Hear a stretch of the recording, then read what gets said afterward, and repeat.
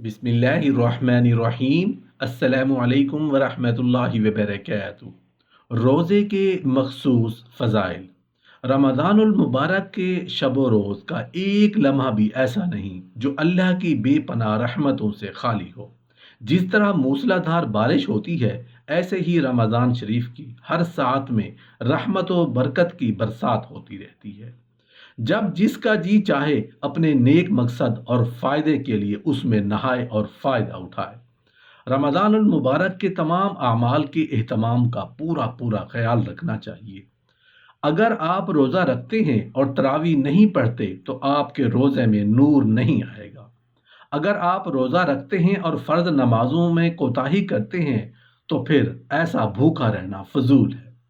अगर आप कभी रोज़ा रखते हैं और कभी नहीं रखते तो आपसे बड़ा महरूम और जालिम कौन है। अगर आप रोज़ा रखते हैं और लड़ाई झगड़ा करते हैं तो फिर आपके रोज़े का नूर कहाँ रहा। रोज़े की इस इबादत का असर आपकी ज़िंदगी पर कहाँ पड़ सकता है। अगर आप बहालत रोज़ा गाली गलूज या गीबत चुगलखोरी में मुब्तला रहते हैं तो फिर उस मासियत और हराम कारी का इर्तकाब करते हुए अपने रोज़ा को किस मुंह से अल्लाह के दरबार में पेश करेंगे। आप अल्लाह के हुक्म की नाकदरी करते हैं। ऐसी हरकत करने से क्या आप अल्लाह की निगाह में अच्छे और खुश नसीब हो सकते हैं? नहीं, हरगिज़ नहीं। क्या ऐसी सूरत में अल्लाह की रहमत का दरवाज़ा अपने लिए बंद नहीं कर रहे? रोज़ा रोज़ा है, अल्लाह का अजीम हुक्म है, उसके बगैर आप सुधर नहीं सकते। रोज़ा हैवान को इंसान बना सकता है, बशर्ते कि आप पूरे महीने का रोज़ा रखें। रोज़ा आपके अंदर की तमाम हैवानी और गंदी सिफात को इस तरह बाहर निकाल कर फेंक देगा जिस तरह आग लोहे के तमाम जंग को दूर और साफ कर देती है, और रोज़ा की बरकत से आपके अखलाक पाकीज़ा होंगे। मेहमान खसूसी। हम अपनी इस दुनिया में देख रहे हैं कि जब हुकूमत का कोई खसूसी मेहमान एयरपोर्ट पर पहुंचता है तो उसे खसूसी मकाम में ठहराया जाता है।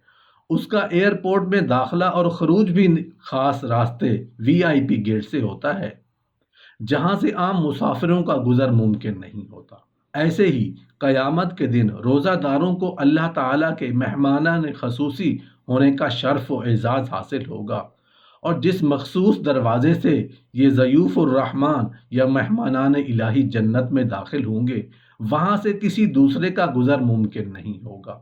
चुनाचे सही बुखारी मुस्लिम में हज़रत सहल बिन साद रज़ी अल्लाह अन्हु से मरवी यह है कि रसूल अल्लाह सल्लल्लाहु अलैहि वसल्लम ने फरमाया, जन्नत में एक दरवाजे का नाम बाबुर रयान है, जिससे क़यामत के दिन रोज़ादार जन्नत में दाखिल होंगे और उनके सिवा उस दरवाजे से दूसरा कोई दाखिल ना हो पाएगा। कहा जाएगा, रोज़ादार कहाँ है? वो उठेंगे और वो जन्नत में दाखिल हो जाएंगे और दूसरा कोई वहाँ से दाखिल ना हो सकेगा, और जब वहाँ से दाखिल हो जाएंगे तो वो दरवाज़ा बंद कर दिया जाएगा, फिर उससे कोई दाखिल नहीं हो सकेगा। शफाअत सियामो कुरान। साल के 12 महीनों में से रोज़ा वाले दिनों या उनके रोज़ों को और कुतुब समाविया में से कुरान करीम को ये शर्फ हासिल है कि क़यामत के दिन ये दोनों ही अल्लाह के हजूर बंदा मोमिन के लिए शफात यानी सिफारिश करेंगे कि ए अल्लाह उसे बख्श दे, और उनकी शफात रायगाह जाने वाली भी नहीं होगी बल्कि कबूल की जाएगी। जैसा कि शोबुल ईमान में हज़रत अब्दुल्ला बिन उमर रज़ी अल्लाह अन्हु बयान करते हैं कि नबी करीम सल्लल्लाहु अलैहि वसल्लम ने फरमाया, रोज़े और कुरान बंदे के लिए मग़फ़िरत की सिफारिश करेंगे, और रोज़ा कहेगा, ए परवरदिगार, मैंने दिन के वक्त तेरे इस बंदे को खाने पीने और क़ज़ाए शहवत से रोके रखा, उसके बारे में मेरी शफात कबूल फरमा।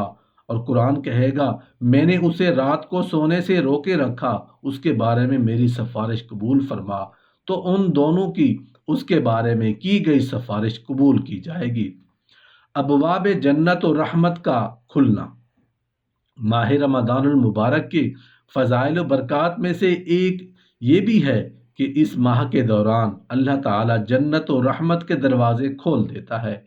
चुनाचे सही बुखारी और मुस्लिम दुरामी मसनद अहमद में हज़रत अबू हुरैरा रज़ी अल्लाह अन्हु से मरवी है। एक हदीस है जिसका मफ़हूम इस तरह है कि नबी करीम सल्लल्लाहु अलैहि वसल्लम ने फरमाया, جب ماہ رمضان آتا ہے تو آسمان کے دروازے کھول دیے جاتے ہیں۔ ابواب جہنم اور شیاطین کا بند ہونا۔ ماہ رمضان المبارک کی برکات میں یہ بھی مذکور ہے، اور ماہ رمضان المبارک میں نار جہنم کے دروازے بند کر دیے جاتے ہیں اور شیطانوں کو بیڑیاں پہنا کر بند یعنی پابند سلاسل کر دیا جاتا ہے۔ رمضان المبارک کی آمد پر آسمان جنت یا رحمت کے دروازوں کا کھولا جانا اور جہنم یا نار جہنم کے دروازوں کا بند کیا جانا اور سرکش شیطانوں ابلیس اور کے ساتھیوں کو قید و بند کیا جانا، یہ سب اس ماہ کی فضیلت اور روزے داروں کے لیے اللہ تعالیٰ کے احسانات اور نعمتیں ہیں۔ جنت و رحمت یا آسمانوں کے دروازوں کے کھلنے اور ابواب جہنم اور شیاطین کے بند ہونے کا مفہوم یا اس بست و کشاد کا مطلب کیا ہے؟